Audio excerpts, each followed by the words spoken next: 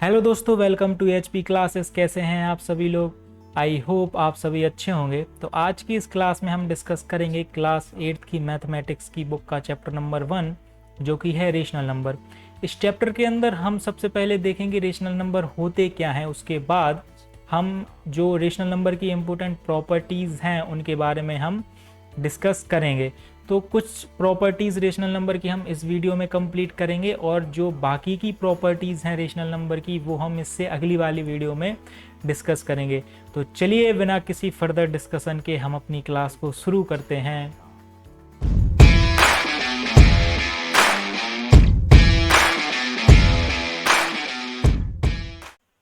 तो rational number की अगर बात करें तो मैं अगर आपसे कहूं कि रेशनल नंबर क्या होते हैं तो ऑलमोस्ट आप में से सभी लोग कहेंगे कि ऐसे नंबर जिनको पी अपॉन क्यू के फॉर्म में लिखा जाए तो वो क्या होते हैं, रेशनल नंबर।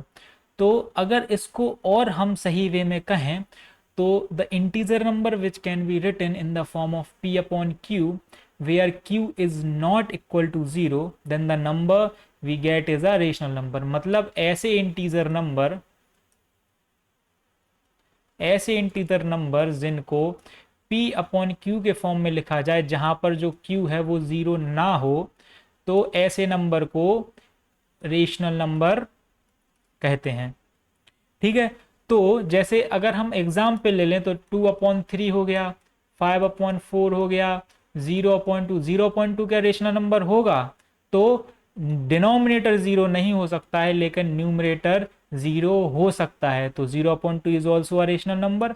ऐसे ही 10/2, मतलब जो भी आप इंटीजर नंबर अगर उसको p अपॉन क्यू के फॉर्म में लिख रहे हैं तो मतलब वो रेशनल नंबर है। तो यहाँ तो हमने देखी रेशनल नंबर की डेफिनेशन। फर्दर आगे रेशनल नंबर की कई प्रॉपर्टीज़ हैं जो कि फर्दर जो हमारी एक्सरसाइज होंगी रेशनल नंबर पे उनमें बहुत ही ज़्यादा काम आएंगे। तो एक एक करके हम सारी प्रॉपर्टीज़ को पढ़ते हैं। तो पहली जो प्रॉपर्टी है वो है क्लोजर प्रॉपर्टी। कौन सी प्रॉपर्टी है? Closure property. तो इस क्लोजर प्रॉपर्टी को हम एक टेबल के माध्यम से समझेंगे। हम एक टेबल बनाएंगे जिसमें हम चार हिस्सा करेंगे टेबल के।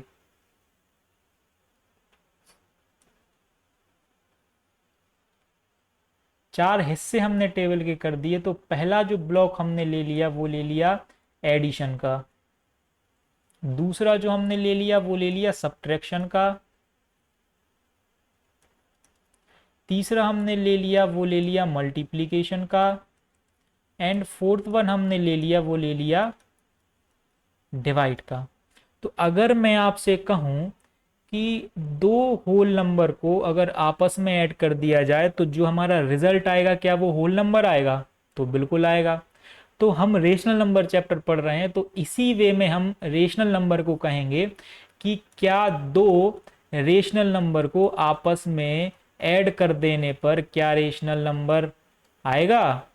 तो हम एग्जाम्पल की हेल्प से इसको समझ लेते हैं।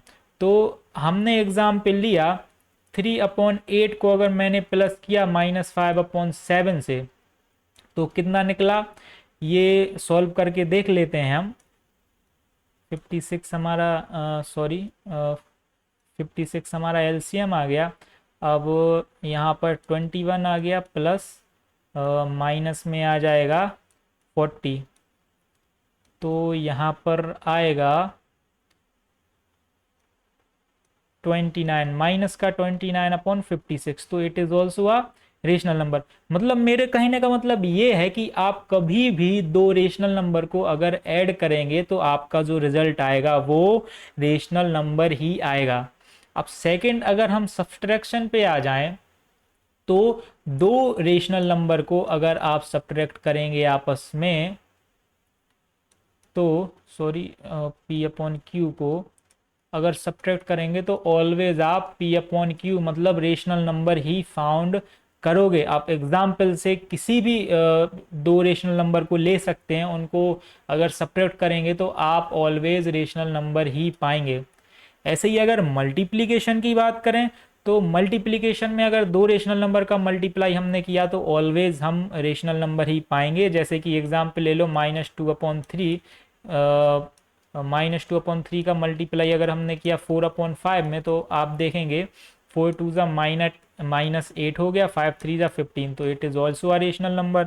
आप किसी को भी ले लीजिए रेशनल नंबर को, तो आप हमेशा क्या पाएंगे, आंसर जो हमारा है आ रहा है वो रेशनल नंबर आ रहा है। अगर हम डिवाइड की बात करें तो डिवाइड में ऐसा नहीं होता है। अगर दो रेशनल नंबर का डिवाइड करो तो ऑलवेज रेशनल नंबर नहीं आता है। जैसे अगर मैं सिंपल सा एक एग्जांपल लेके आपको बता दूं, -5/3 का डिवाइड 2/3 से अगर हम करेंगे तो क्या होगा, बीच में जो डिवाइड का साइन लगा है इसको मल्टीप्लाई में कन्वर्ट करेंगे तो क्या हो जाएगा, ये जो 2/3 है वो अपोजिट हो जाएगा, मतलब ये अपोजिट हो जाएगा, ठीक है ना। तो मल्टीप्लाई लग जाएगा 3/2। अब यहाँ पर आप देख लीजिए -15/6 आ रहा है, तो ये तो रेशनल नंबर आ रहा है। लेकिन मैंने ऐसा क्यों कहा कि हर बार अगर डिवाइड करें रेशनल नंबर्स का तो वो रिजल्ट रेशनल नंबर नहीं आएगा, ऑलवेज की अगर बात करें तो। जैसे मैंने एक एग्जाम्पल लिया, इसको पहले हम इरेज कर लेते हैं।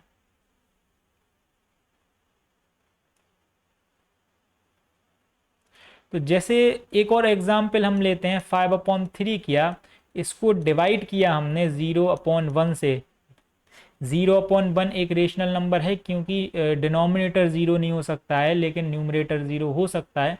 तो यहाँ पर क्या होगा, यहाँ पर 0/1 को सॉल्व करेंगे तो क्या लिख देंगे, इसको डिवाइडेड बाय 0। और किसी भी नंबर का डिवाइड अगर 0 से होगा तो वो क्या होगा, नॉट डिफाइंड, ठीक है ना। तो जब नॉट डिफाइंड होगा तो कोई रिजल्ट नहीं आया। तो इसका मतलब है कि हर बार अगर किसी भी रेशनल नंबर का दूसरे रेशनल नंबर से डिवाइड करो तो ज़रूरी नहीं है कि आपका रिजल्ट रेशनल नंबर आए। लेकिन अगर बाकी की बात करें, एडिशन, सब्ट्रैक्शन एंड मल्टीप्लिकेशन की, तो ऑलवेज आप ये पाएंगे कि जो हमारा रिजल्ट आ रहा है वो रेशनल नंबर आ रहा है।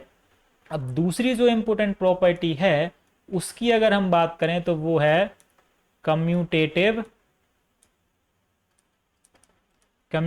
प्रॉपर्टी,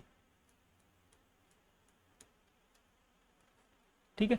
कम्यूटेटिव प्रॉपर्टी को समझने का तरीका भी हमारा कुछ इसी प्रकार से होगा कि हम एक बॉक्स बनाएंगे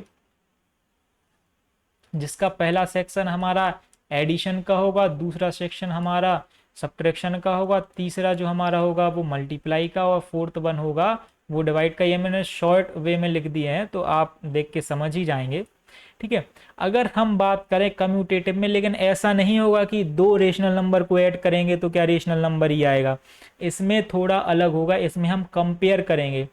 क्या, इसमें हम ऑर्डर कंपेयर करेंगे। जैसे अगर हम सिंपल वे में समझें तो 2 + 5 लिखा इक्वल टू में अपन 5 + 2, मतलब जो इनका ऑर्डर है उनको चेंज करके देखेंगे तो क्या 5 + 2 इधर भी 7 आ रहा है, इधर भी 7 आ रहा है, मतलब ये इक्वल टू आएगा। तो समझ लीजिए कि rational number are commutative under addition. तो ये तो थे नेचुरल नंबर। तो अगर हम रेशनल नंबर का एग्जाम्पल लें तो आप देख सकते हैं कि सबसे पहले हमने -2/3 किया प्लस 5/7। तो इसका अब हम डिजिट को आगे पीछे करेंगे, मतलब जो आगे था पहले उसको पीछे कर दिया और जो पीछे था उसको हमने आगे कर दिया। तो सॉरी पूरा मिट गया, तो फिर से लिख लेंगे हम +5/7। तो इसको जब हमने सॉल्व किया तो हमारा आया 1/21, ठीक है। अब अगर इसके ऑर्डर को हम चेंज कर लें 5/7 प्लस -2/3, तो इसको भी जब आप सॉल्व करेंगे तो आंसर आपका 1/21 ही आएगा। मतलब एडिशन में अगर हम डिजिट को आगे पीछे कर दें और ऐड करें तो आप ऑलवेज सेम आंसर पाएंगे। तो हम एक लाइन इसमें ऐड कर देंगे कि the rational number are commutative under addition. मतलब सिंपल वे में अगर हम समझें तो हम लोगों को दो रेशनल नंबर को ऐड करना है, ठीक है, और ऐड करने पर जो आंसर आए, ठीक है, उसको वहीं रहने देना है। अब अपन को दूसरा स्टेप करना है। वो स्टेप, दूसरे स्टेप में क्या होगा कि जो डिजिट आपने पहले लिया था वो डिजिट आपको बाद में लेना है और जो डिजिट आपने बाद में लिया था वो पहले लेना है, फिर उसको ऐड कर देना है, और ऐड करने के बाद आप देखेंगे अगर ऊपर वाले से सेम आ रहा है तो ठीक है, नहीं आ रहा है तो नॉट। लेकिन कम्यूटेटिव प्रॉपर्टी अगर एडिशन की बात करें तो ऑलवेज ऑलवेज एडिशन के अंदर ये कम्यूटेटिव रहता है, मतलब आपका इक्वल आएगा अगर आप डिजिट को रिप्लेस कर देंगे, एक्सचेंज कर देंगे, आगे का पीछे, पीछे का आगे। ठीक है, अगर हम नेगेटिव की बात करें तो एक एग्जाम्पल हम लेंगे 2/3 माइनस 5/4। इसको हम कंपेयर करेंगे। अब 5/4 को आगे लिख ले रहे हैं हम और 2/3 को पीछे, तो इसका आप देखेंगे कि 4 2 8 5 3 15, इसका आंसर आएगा -7/12। और अगर इस साइड की बात करें तो जो -7/12 आया वो यहाँ पर प्लस का 7/12 आएगा, मतलब आप देख रहे हैं ये इक्वल टू नहीं है। मतलब इसका आंसर क्या होगा कि the rational number are not commutative under subtraction. ठीक है, अगर आप डिजिट चेंज करके अगर माइनस करेंगे रेशनल नंबर को तो वो इक्वल नहीं आएंगे। ऐसे ही अगर हम मल्टीप्लिकेशन में देखें तो मल्टीप्लिकेशन में क्या होगा कि -7/3 एग्जाम्पल ले रहे हैं हम, इंटू 6/5 हमने किया तो कितना आया 7 6 -42/15। अब हम डिजिट को एक्सचेंज करेंगे तो 6/5 को लिखेंगे आगे और -7/3 को लिखेंगे पीछे, तो यहाँ पर कितना आया -42/15। तो यहाँ पर हमें क्या देखने मिला कि मल्टीप्लिकेशन में अगर हम डिजिट एक्सचेंज करके मल्टीप्लाई करें रेशनल नंबर्स का तो we always get same result. ठीक है, तो हमने जो एडिशन में देखा तो एडिशन में अगर हम डिजिट चेंज करके जो प्लस करेंगे तो you always get same result. ठीक है, तो rational number are commutative under addition, but ऐसा माइनस में नहीं है तो हम लिखेंगे rational number are not commutative under subtraction. और अगर हम मल्टीप्लाई की बात करें तो हम लिखेंगे rational number are commutative under multiplication. अब अगर हम डिवाइड की बात करें तो डिवाइड में भी हम एग्जाम्पल से ही समझ लेते हैं। हमने लिखा -5/4, इसको अगर हम डिवाइड करेंगे 3/7 से और इक्वल टू में अब हम लिखेंगे इसका अपोजिट 3/7 डिवाइडेड बाय -5/4। तो यहाँ पर डिवाइड लगा है, अगर इसको हम मल्टीप्लाई में कन्वर्ट करें तो जो दूसरी वैल्यू हो जाती है वो क्या हो जाती है अपोजिट। इक्वल टू में 3/7 लिखें तो ऐसे ही यहाँ होगा -5/4 हो जाएगा, -5/4 उल्टा करेंगे तो -4/5 हो जाएगा। तो इसका जो रिजल्ट हम देखेंगे तो 5 7 35 -35 इधर पर हो गया अपॉन 12 इंटू यहाँ पर -12/35। तो आप देख सकते हैं कि ये इक्वल नहीं है, तो मतलब हम यहाँ पर क्या कहेंगे कि the rational number are not commutative under division. तो सबसे पहले हमने क्लोजर प्रॉपर्टी देखी, उसके बाद कम्यूटेटिव प्रॉपर्टी देखी। तो आज की वीडियो में इतना ही, और आगे जो भी फर्दर प्रॉपर्टी होगी वो आगे की वीडियो हम डिस्कस करेंगे। तो अगर आपको हमारी वीडियो अच्छी लगी हो तो इस वीडियो को लाइक कीजिए और फर्दर आगे की वीडियो देखने के लिए हमारे चैनल को सब्सक्राइब कीजिए, बेल आइकन को दबाइए। जय हिंद, वंदे मातरम।